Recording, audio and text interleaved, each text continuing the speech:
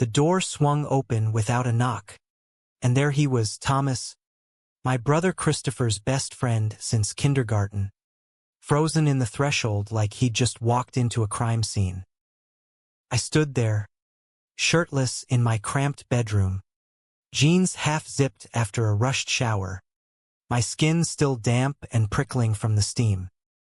Our eyes locked, and in that split second, the air thickened with something sharper than shock, a raw, unspoken hunger that neither of us could name, let alone deny. Christopher's laughter echoed from the hallway, oblivious, calling out for Thomas to hurry up with the video game controllers we'd promised for movie night. But Thomas didn't move. His gaze raked over me, not in pity or embarrassment, but with a heat that made my pulse thunder in my ears. I should have grabbed a towel, yelled something stupid to break the spell. Instead, I just stood there, chest heaving, feeling exposed in a way that had nothing to do with my bare skin. "Shit, Ethan," he finally muttered, his voice low and gravelly, like he'd swallowed broken glass. The word hung between us, heavy with apology and something darker, more dangerous. And just like that, the foundation of our easy, brotherly world cracked wide open. It was the summer before senior year in our sleepy Seattle suburb, where the ever-present drizzle turned everything gray and introspective. Christopher and I were the O'Connor brothers, him the golden boy, quarterback on the varsity team, with his easy grin and crowd of admirers. Me the shadow, the quiet artist sketching in the corners of coffee shops, nursing a secret that weighed heavier than the sketchbooks in my backpack. At 18, I'd known I was gay for years, but admitting it felt like inviting a storm into our already leaky family boat. Dad had split when we were kids. Mom worked double shifts at the hospital, and Christopher, he was my anchor, the one who dragged me to parties I hated and covered for me when I bailed early. Thomas Hale had always been the third wheel in that dynamic, tall, broad-shouldered, with messy chestnut hair that fell into his hazel eyes and a laugh that could disarm anyone. He and Christopher had bonded over Little League and bad horror flicks, inseparable through awkward middle school dances and the brutal grind of high school football practice. To me, Thomas was just there. The guy who ruffled my hair like I was still 10, who teased me about my emo phase when I dyed it black freshman year. Safe. Unthreatening. Until that afternoon. Movie night devolved into chaos as usual. Christopher sprawled on the couch, remote in hand, narrating every explosion in the action flick like he was the director. Thomas sat on the floor, back against the coffee table, closer to me than necessary. Every time our arms brushed reaching for popcorn, electricity zipped through me, sharp and unwelcome. I shifted away, pretending to text, but my mind replayed the bedroom scene on loop, the way his Adam's apple bobbed when he swallowed, the faint flush creeping up his neck. "You okay? You're zoning out," Christopher said, tossing a kernel at my head. It bounced off my forehead, and Thomas chuckled, low and warm. "Yeah, just tired," I lied, forcing a smile. Thomas's eyes flicked to mine, holding a beat too long, and I swear the room temperature spiked. By midnight, Christopher had passed out mid-scene, snoring like a freight train. Thomas and I cleaned up in silence, the only sound the patter of rain against the windows. As he stacked pizza boxes, his shirt rode up, revealing a sliver of toned abdomen, and I hated how my gaze lingered. Hated how, when he caught me, he didn't look away. "Thanks for the save earlier," he said quietly, tying off a trash bag. with the controllers. Chris would have killed me if we missed the game. No problem. My voice came out steadier than I felt. We were inches apart now, the kitchen island a flimsy barrier.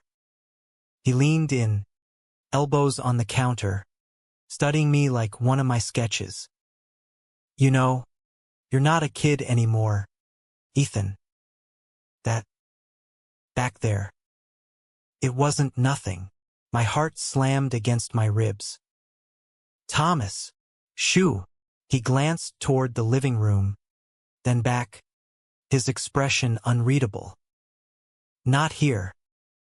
But we gotta talk. Tomorrow? I nodded, throat dry, as he slipped out into the rain-slicked night. Sleep evaded me that night, tangled in sheets that smelled faintly of his cologne. Cedar and something sharper, like pine needles after a storm. The next day dawned muggy, the kind of Seattle summer where the clouds hung low and threatening. Christopher was at practice, Mom pulling another overnight. I found Thomas waiting on our front porch, hood up against the mist, hands shoved in his pockets. He looked younger out of his Letterman jacket, vulnerable in a faded band tee and jeans that hugged his thighs just right. "Walk with me?" he asked, jerking his chin toward the trail behind our house, the one winding through the evergreens to Lake Washington. We hiked in silence at first, boots crunching on damp needles, the air thick with unspoken words. Birds called overhead, indifferent to the tension coiling in my gut.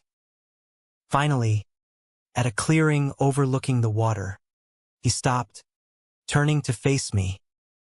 "About yesterday," he started, rubbing the back of his neck. "I didn't mean to barge in. But, fuck, Ethan, you're beautiful." And it hit me like a goddamn truck. The confession landed like a punch, stealing my breath. Beautiful? From Thomas Hale, who dated cheerleaders and broke hearts without trying. I laughed, sharp and disbelieving. "You're messing with me." "No." His eyes burned into mine, fierce. "I've been noticing you for months. The way you bite your lip when you're drawing. How you light up talking about that art camp in New York. Chris's little brother, right? Off limits. But yesterday, it broke something in me."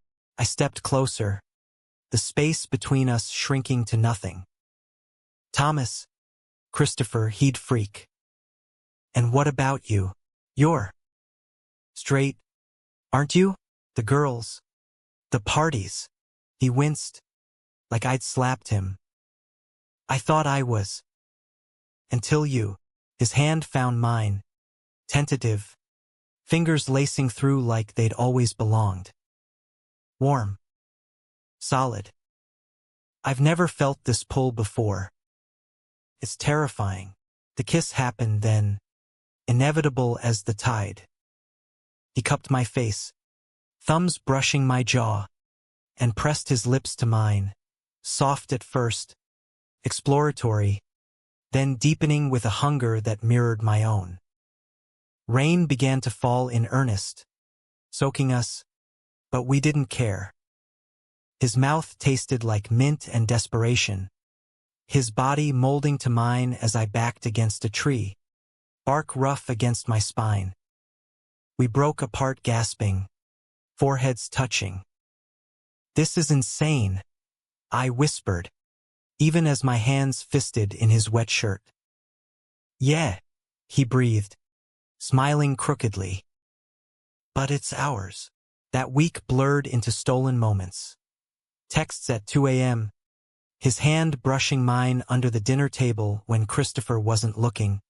Late-night drives to hidden spots along the lake where we'd park and talk for hours, about his parents' divorce, my fear of disappointing Mom, the dreams we buried under football pads and family expectations. Thomas confessed he'd questioned his sexuality in whispers to himself, dismissed it as a phase. with me, felt like truth. One evening, after a bonfire party where Christopher got wasted and Thomas played wingman to keep the girls at bay, we snuck off to the woods. Under a canopy of stars peeking through the clouds, he laid me down on his jacket, kisses trailing fire down my neck, my chest. "I want you," he murmured against my skin, hands exploring with reverence. We didn't go all the way, not yet, but the intimacy cracked me open, raw and real. "I love you," I said later, curled against him, the words slipping out unbidden. He stilled, then pulled me closer. "I love you too, Ethan." God, so much. It was the happiest I'd ever been, buoyant, alive. But happiness in secret has a way of curdling. Christopher noticed first, of course.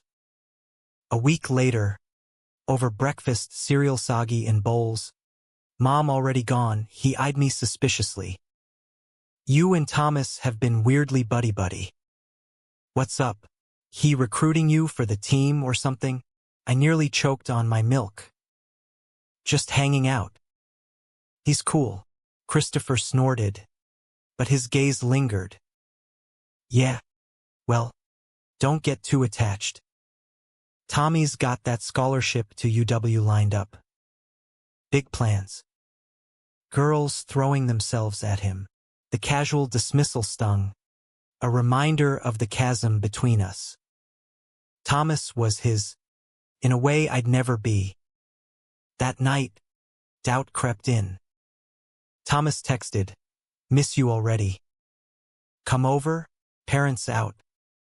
I snuck out, heart pounding, climbing through his window like some teen movie cliché. His room was a shrine to boyhood, posters of Nirvana and the Seahawks, trophies glinting on shelves. He pulled me onto his bed, kissing me senseless, hands roaming until clothes were a distant memory.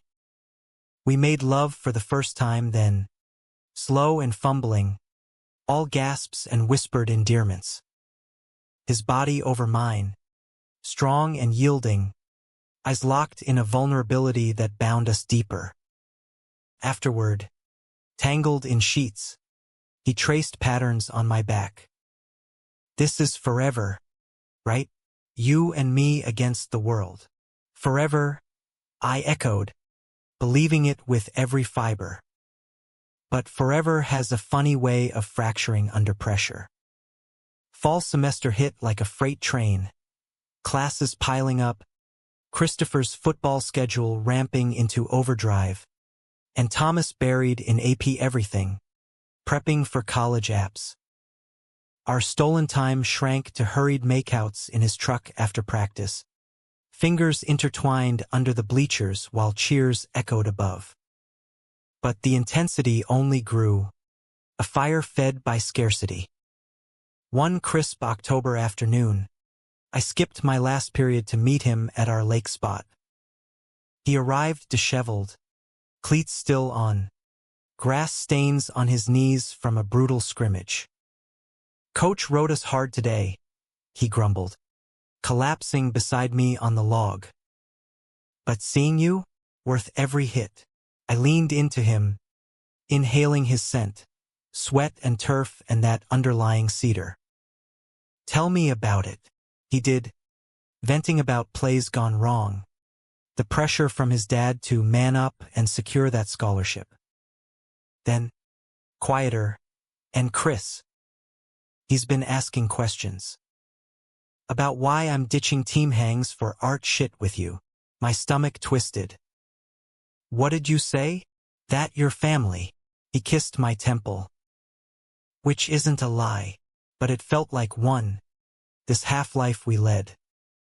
Hiding wasn't just logistics, it eroded us. I'd catch Thomas glancing at Christopher during group hangs, a flicker of guilt in his eyes, like he was betraying more than just me. The first real crack came at homecoming. Christopher, ever the king, Was nominated for Court Blonde, blue-eyed perfection in a rented tux. Thomas stood beside him as best friend, looking devastating in black, his tie slightly askew. I tagged along as the obligatory sibling, nursing a plastic cup of punch in the gym's throbbing chaos. Girls swarmed Thomas, giggling and touching his arm, and he played along with that effortless charm, laughing, flirting back. It gutted me, watching from the shadows, jealousy a bitter knot in my throat. When he finally extricated himself and found me by the bleachers, couldn't hide it. "You're enjoying that?" "Ha!" I snapped, voice low to avoid the bass thumping from the speakers. His brow furrowed. "What, Ethan? It's nothing." "Nothing? You're straight passing like a pro." "Maybe you are straight. Maybe this," I gestured between us, "is just a phase." He grabbed my wrist, pulling me into a shadowed alcove behind the banners. "Don't do this. You know it's not real. They're harmless." "Is it?" My voice cracked. "Because from here, it looks pretty convincing." Hurt flashed in his eyes, raw and unguarded. "I hate this too. Hiding you like some dirty secret. But Chris, if he knew, it'd destroy him." "Us." The us hung heavy. Brothers first. Always. I yanked free, storming out into the chill night, rain starting to slick the parking lot. He caught me by my car, spinning me around, mouth crashing onto mine in a kiss that tasted like salt and regret. "I'm sorry," he gasped against my lips. "I love you. Only you." We forgave too easily that night, bodies seeking reassurance in the back seat of my beat-up Civic, fogged windows shielding us from the world. But the seed of doubt had taken root. Weeks later, the betrayal blindsided me, not from Thomas, but from the universe itself. Mom found my sketchbook, the one tucked under my mattress with drawings of him. Thomas midlaugh, Thomas shirtless by the lake, Thomas's hand in mine under ethereal Seattle fog. Innocent, aching portraits of love. She confronted me over dinner, books splayed open on the table like evidence in a trial. Christopher was at practice, it was just us, the rain lashing the windows like accusations. "Ethan James O'Connor," she said, voice trembling. "Who is this boy?" I froze, fork midway to my mouth. "Mom, is it Thomas?" Her eyes, so like Christopher's, filled with a mix of fear and sorrow. "I've seen the way you look at him." The late nights, denial died on my tongue. "Yeah, it's him." She sank into a chair, hand over her mouth. "Oh, honey. Does he feel the same?" I nodded, tears burning. "We love each other." The words unleashed her. Hugs and tears. Assurances that she loved me no matter what, that we'd figure it out. But then, Christopher. You have to tell him. Before he hears it wrong. The thought terrified me. Christopher, with his black and white world of touchdowns and bro code. What if he chose Thomas over me? Or worse, hated us both? "I will," I promised. But days turned to weeks, and fear glued my mouth shut. Thomas sensed the shift, cornering me after school in the art room, surrounded by half-finished canvases and the sharp tang of turpentine. "What's eating you? You've been distant."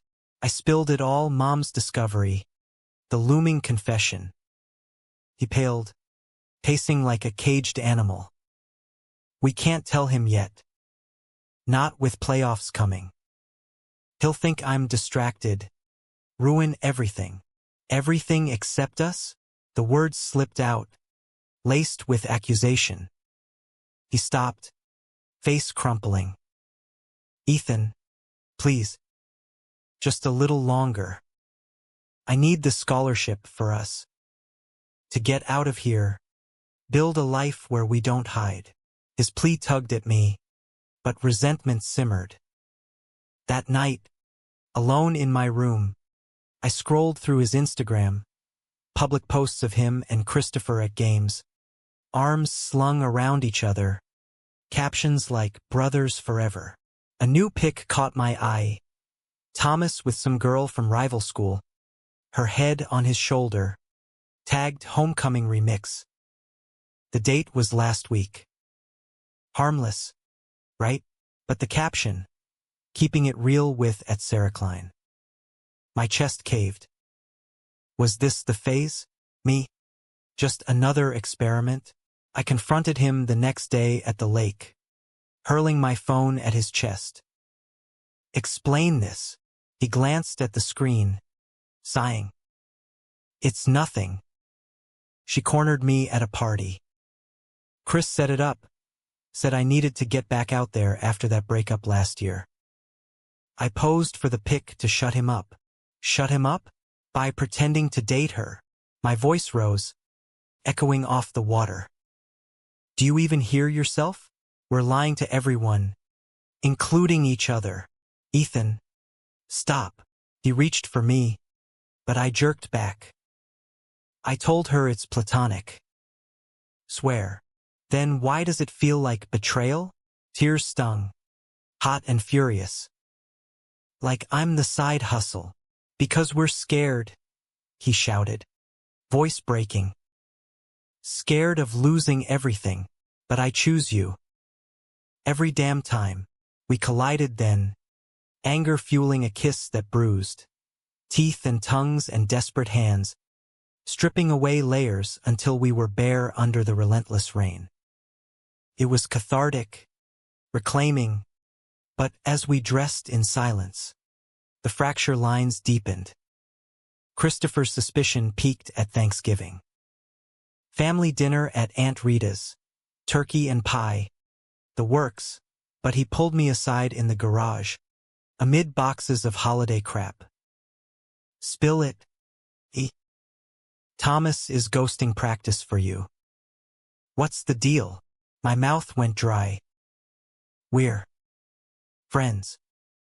Closer now. He laughed, disbelieving. Friends? Dude, he's been weird since summer. Distracted. If you're turning him gay or some shit. Gay. The word exploded from me. What if I am? What if he is? Silence stretched, thick as fog. Christopher's face drained of color, then flushed red. You're joking. No. I met his gaze, steady despite the quake in my knees. And Thomas. We're together. He staggered back, knocking over a box of ornaments. My best friend? With my little brother? That's fucked up. Ethan. Fucked up. It's love. Chris. My voice wobbled. Real love. He stormed out, tires screeching as he peeled away. Thomas arrived minutes later, summoned by my frantic text, finding me slumped against the wall. He knows, I whispered. Thomas's face hardened. What did he say? Enough. I stood, numb. We have to face this. Together. But as we drove to Christopher's apartment, his first taste of independence off campus, doubt gnawed. What if love wasn't enough to mend a brother's broken trust? Christopher's door loomed like a guillotine, the brass knocker mocking us with its cheer. Thomas raised his fist, hesitated, then pounded 3 sharp raps that echoed in the empty hallway. Footsteps thudded inside, and when the door flew open, my brother stood there, eyes bloodshot, a half-empty beer in hand despite it being barely afternoon. You, he snarled at Thomas, ignoring me. Get the fuck out. Chris. Wait. Thomas stepped forward, hands raised like surrendering to cops. No, Christopher's voice cracked, raw with betrayal. You've been lying to me. Sneaking around with my brother? What the hell? Man, I trusted you. Thomas flinched, but held ground. It's not like that. I love him. Love. Christopher barked a laugh, bitter and hollow. You don't love like that. You're straight. We're straight. This is some experimental bullshit, right? Pity fuck for the gay kid. The word gay landed like a slap. For me, for Thomas, for the fragile world we'd built. I surged forward, shoving Christopher's chest. Don't you dare. You don't get to decide what we feel. He grabbed my wrists, not hard, but firm big brother mode kicking in. Ethan, you're confused. And you... He rounded on Thomas, eyes blazing. You're using him. To rebel or whatever. Football's your life. Tommy. This'll tank you. Thomas's jaw clenched, hazel eyes storming. Football's not my life. Were my brother. But Ethan, he's my everything. If you can't see that, then yeah, maybe I have been lying. About us. The hallway went deathly quiet, save for the distant hum of a neighbor's TV. Christopher released me, deflating like a punctured tire. Get out. Both of you. I need time. We left him there, door slamming like a final judgment. In the elevator, Thomas pulled me close, murmuring apologies into my hair, but the damage seeped in cold and insidious. Words spread like Seattle fog, whispers in the halls, side eyes at lunch, Christopher's inner circle icing Thomas out. Practice became battlegrounds. Coach benched him after a fumbled snap, muttering about head not in the game. Thomas threw himself into it harder, extra laps, weight room marathons. But the strain showed in purple shadows under his eyes, the way his smiles didn't reach. I fared no better. Art class, my sanctuary, turned suffocating. Classmates who'd once praised my portraits now smirked, one girl whispering, "Drawing dicks now." O'Connor.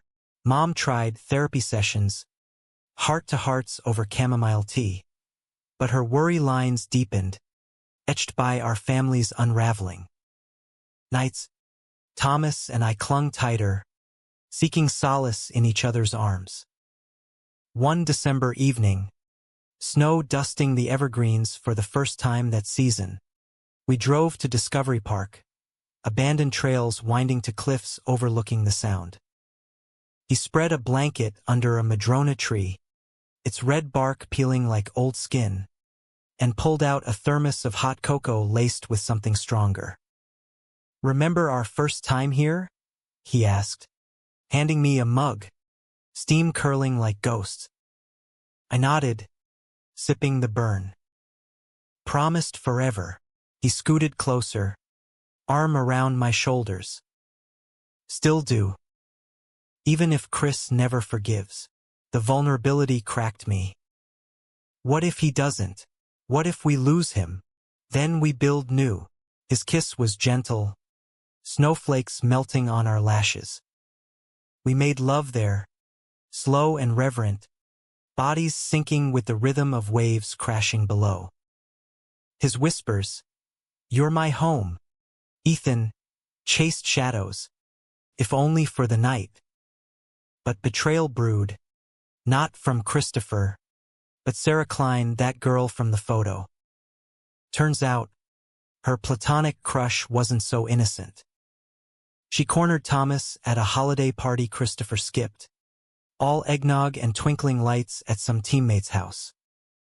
I wasn't there, grounded after a skipped class, but Thomas confessed later, face ashen. "She kissed me," he said, pacing my room. Out of nowhere.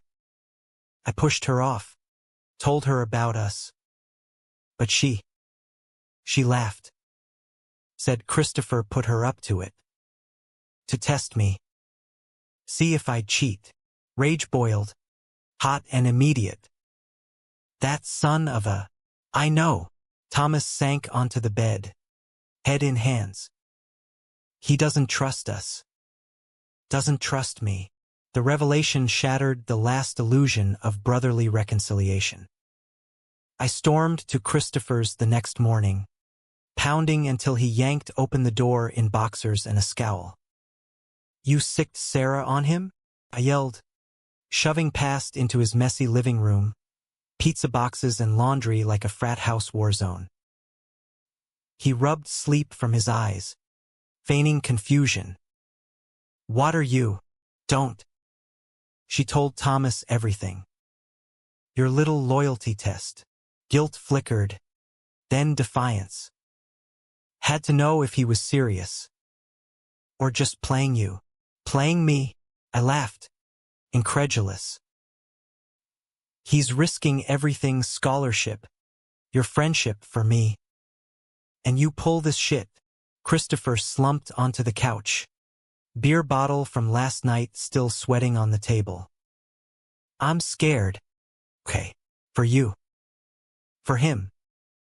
Dad left because he couldn't handle different. What if this breaks us all? His admission hung, vulnerable and human. For the first time, I saw it, not hate, but fear mirroring my own. It won't, I said softly, sitting beside him. If we talk. Really talk. He nodded, slow, tears tracking down his stubbled cheeks. I miss you. Miss normal. We hugged then. Awkward, bone-crushing, the first step on a fragile bridge. Christmas brought tentative thaw. Mom orchestrated a truce dinner. Ham and yams, tree lights twinkling like hesitant stars. Thomas arrived last, bearing gifts, a leather-bound sketchbook for me, a signed Seahawks jersey for Christopher. The air crackled, but Christopher grunted a thanks, and Thomas sat across from me, foot nudging mine under the table, a secret anchor. Conversation skirted the elephant. Weather, Mom's new recipe, college visits. But after dessert, as we cleared plates, Christopher pulled Thomas aside on the porch. I watched through the frost-laced window, heart in throat. Raised voices, then quiet. A clap on the shoulder. When they re-entered, Thomas's eyes shone, and Christopher met my gaze with a nod, small, but seismic. He's trying, Thomas whispered later, as we washed dishes side by side. Said he needs time, but he's proud of us. In his way, relief flooded me, sweet as the cocoa we sipped by the fire. That night, in the glow of embers, Thomas and I danced, slow, swaying to Imagine music, his chin on my shoulder. Merry Christmas. Love, he murmured. Best one yet. January brought renewal. Christopher showed at our first official date, a low-key diner, burgers and shakes. He sat awkwardly, third-wheeling, but cracked jokes, even asked Thomas about UW Scouts. By milkshake's end, he fist-bumped us both. Don't fuck it up, Tommy. Progress. But Seattle winters hide teeth. February storm dumped ice, blacking out half the city. Power flickered at my house. Mom fretted. Christopher's place flooded from a leaky roof. So Thomas and I hunkered at his parents in Florida for the month, house echoing and vast. Candlelit nights stretched, board games by flashlight, cooking disasters that ended in laughter, bodies entwined under quilts as wind howled outside. One storm-lashed evening, he knelt by the fireplace, pulling a small box from his pocket, a silver ring, simple band etched with waves. "Not a proposal," he said, voice thick. "Not yet. But a promise. To weather this. With you." Tears blurred my vision as I slid it on, our hands trembling. "Yes. Always." We celebrated with wine and whispers, making love on the rug until dawn painted the sky pink. It felt unbreakable, our fortress against the gales. Yet betrayal's shadow lingered, patient as winter frost. Spring unfurled tentatively, cherry blossoms defiant against lingering chill, school halls buzzing with prom buzz and graduation countdowns. Thomas and I navigated the new normal, hand-holding in empty corridors, Christopher's awkward thumbs up at lunch, Mom's beaming pride over family brunches. It wasn't perfect. Stares from teammates, Sarah's icy glares in the halls. But it was ours, hard-won and luminous. Prom loomed, a glittering minefield. Christopher, dateless after a blowout with his latest, declared he'd chaperone. "Keep you lovebirds from scandal," he teased, but his eyes held genuine protectiveness. Thomas rented a tux that hugged his frame like sin, and I, nervous wreck, let Mom fuss over my curls, pinning a boutonniere of white orchids to my lapel. The night shimmered. Gym transformed into starlit wonderland, balloons drifting like dreams. Thomas found me early, spinning me under the disco ball, his laugh vibrating through me as we swayed to Ed Sheeran. Christopher hovered nearby, nursing punch, but even he cracked a smile when Thomas dipped me dramatically, drawing whoops from the crowd. Midnight found us on the rooftop, unauthorized escape, hearts racing with rebellion. City lights sprawled below, Puget Sound a dark ribbon threaded with fairy glows. Thomas pulled me close, breath warm on my neck. "1 year," he murmured. Since that door swung open, I smiled against his collar. Best accident ever. His kiss deepened, hands framing my face, the world narrowing to us. "I want forever, Ethan." After graduation, UW together. My scholarship, your art program. Real life. The vision bloomed, cozy apartment, late nights sketching while he studied, lazy Sundays tangled in sunlit sheets. "Yes," I breathed.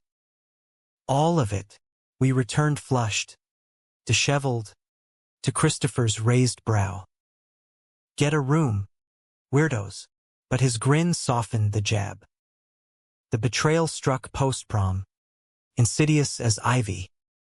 Thomas's phone buzzed during cleanup, a text from coach, emergency meeting. Scholarship in jeopardy. Your head's been elsewhere. We brushed it off. Stress. Nothing more. But days later, scouts visited practice. Thomas shone, or so he thought, perfect spirals, evasive runs. Afterward, in the locker room haze of steam and shouts, he emerged beaming. "Nailed it. They loved me." Then the call came that night from UW admissions, voice crisp and regretful. "Due to recent character concerns raised by your high school coach, we've reconsidered your offer." Thomas's face crumpled over speakerphone, phone slipping from numb fingers. "Concerns? What the fuck does that mean?" I held him as he raged, sobs racking his frame, fists pounding the mattress. "It's because of us. They think I'm distracted, unreliable." Rage propelled me to Christopher the next dawn, banging on his door until he answered, bleary-eyed. "You told Coach? About Thomas and me?" He blinked, Caught. Not like that. He cornered me, said Tommy's off his game. Mentioned the drama. Thought it'd light a fire under him. Drama? I exploded. You outed him to protect his career? That's betrayal, Chris. Pure. Guilt twisted his features. I was trying to help. Didn't know it'd tank the scholarship. Help? By sabotaging? Tears choked me. He's devastated. Our future gone. Christopher reached out, but I recoiled. Fix this, or we're done. He nodded, ashen, but doubt gnawed. Too late. Climax crested that week. State playoffs. Stadium electric under floodlights. Thomas played possessed. Tackles like thunder.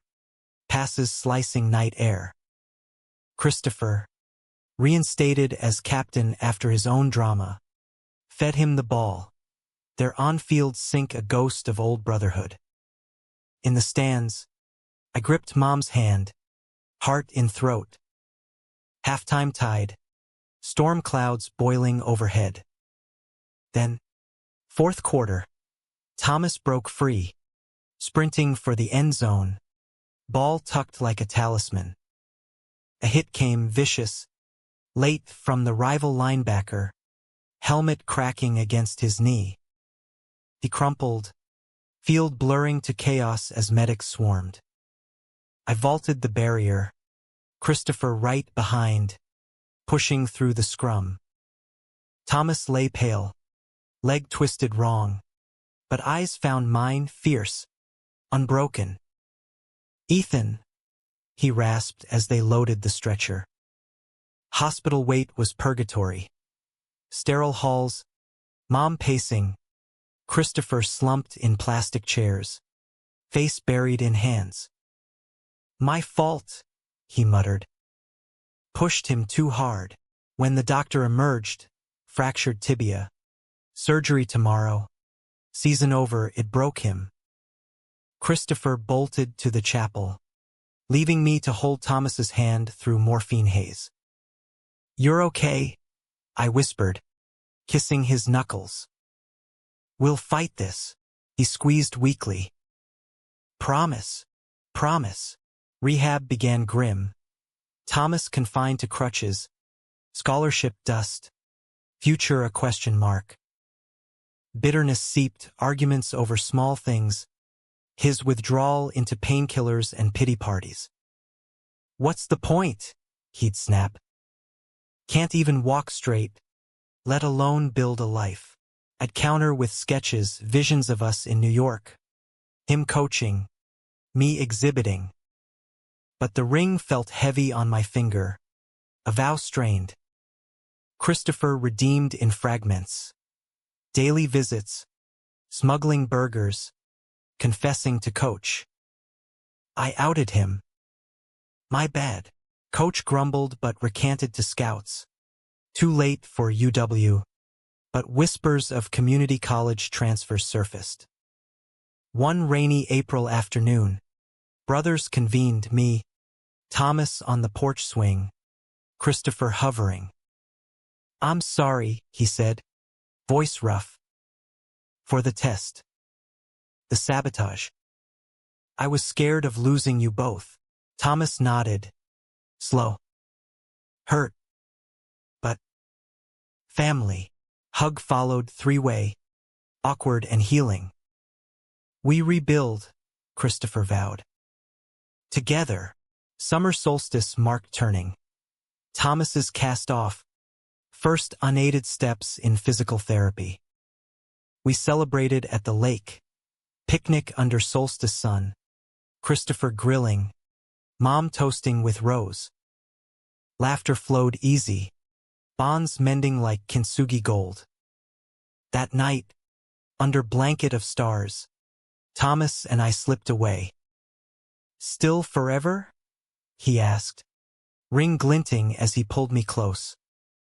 More than ever, our lovemaking was tender, exploratory, rediscovering strengths, scars and all. Yet humanism's lesson: love isn't linear. Betrayal's echo lingered in Thomas's eyes, a cautionary flicker. But we chose grace, forgiving not for perfection, but survival. Graduation dawned golden. Caps tossed, diplomas clutched. Christopher's valedictory speech a nod to unbreakable threads. Thomas and I, seated together, hands linked under gowns. At the reception, he pulled me aside. Community college first. Then transfer. We'll make it. I kissed him, bold under pavilion lights. We already have. Autumn leaves carpeted Seattle streets as we packed for the move. Thomas to community college dorms. Me commuting to Seattle U's art program. Christopher off to WSU on partial ride. The O'Connor house felt cavernous. Echoes of summer laughter fading into cardboard boxes. Last night home, we gathered on the porch, Mom's famous lasagna cooling on plates, wine flowing freer than tears. Christopher raised his glass, voice thick, to fuck-ups and comebacks. Love you idiots. Thomas clinked, hazel eyes soft. Back at ya, bro. Mom pulled me aside later, arms fierce. Proud of you, baby. For being brave. Bravery felt earned, scarred, but shining. Thomas and I drove to his dorm at dawn, U-Haul rattling behind. Unpacking blurred into nostalgia. Posters pinned, bed made with stolen sheets from home. As dusk fell, city lights winking through blinds, he tugged me down. Our first real place. Laughter bubbled as we christened it. Slow, savoring independence's tang. Afterward, curled skin to skin, he traced my ring. Marry me? Someday. Someday, I echoed, heart full. When we're ready. Freshman year tested. Thomas's PT grueling. Classes a grind. But he thrived, tutoring teammates. Scouting assistant coach gigs. I dove into oils and critiques. First exhibit a quiet triumph. Portraits of us. Veiled in metaphor. Selling to teary-eyed collectors. Christopher visited weekends. Bearing cougar swag and apologies laced with humor. Still gross. He'd quip at our PDAs, but his hugs lingered longer. Winter break brought surprise. Thomas's knee stronger. A scout from a D3 school sniffing around. Not UW, he said over cocoa. But it's something. It's you, I corrected, kissing his temple. The real climax, subtle, internal, came spring quarter. Thomas's ex-coach called. Contrite. Kid, I was wrong. Pushed too hard. If you want, I'll vouch. Thomas hung up, staring at the phone. Part of me wants to burn it all. The game. The pressure. I waited, breath held. But, he continued, turning to me, it made me who I am. Led me here. We burned sage that night. Hippie ritual from my art friends, cleansing old wounds in dorm window smoke. To new chapters, he toasted. Graduation loomed again, this time ours. Ceremony under cherry petals. Thomas walking without limp. Me in cap and gown splashed with paint. Christopher hooped from stands. Mom filming through happy tears. Reception after toasts. Dances. Thomas pulling me onto the floor for our song. That rainy first kisses echo. Thank you, he whispered, swaying. For seeing me. All of me. Always. But humanism whispers. Joy's fragile. Laced with ache. That summer, Thomas's dad resurfaced. Letters postmarked Florida. Apologies for absence. Proud of the man you're becoming. Thomas read them aloud, voice steady, but tears fell. Doesn't erase the years. No, I agreed, holding him. But it adds. Christopher's engagement news hit fall, to a girl from his poli-sci class. Fierce and funny. Wedding planning pulled US in. Tux fittings, bachelor bash at the lake. Full circle, Thomas said, toasting marshmallows. Brothers and more. Vows exchanged under evergreens. Christopher's eyes met ours in the crowd. Grateful nod. Couldn't have without you too. Years folded. Thomas transferred to UW. NE scholarship renewed. I landed a gallery gig in Pioneer Square. Sketches evolving to bold queer narratives. We bought a tiny queen and cottage, creaky floors, view of the Sound, ringing it with art and football memorabilia. One anniversary, 10th since that door. Thomas knelt again, this time with a velvet box, diamond simple and sparkling. Marry me, Ethan. For real. Tears yes. Kiss ceiling. Ceremony small. Lakeside. Christopher best man. Mom officiant via online ordination. Vows raw. I promise to walk beside you, crutches or not. To love the boy who stunned me, and the man he became. Rings exchanged. Cheers rose. Dance under stars. Christopher cutting in for a bro hug sway. Told you it'd work. It did, not flawless, but human. Betrayals forged stronger steel. Conflicts carved space for grace. Love, we learned, isn't absence of storm. It's dancing in the rain, stunned and alive. And so, in America's drizzle-kissed heart, two boys from a cracked open door built a life. Dramatic, emotional, romantic, profoundly, imperfectly true.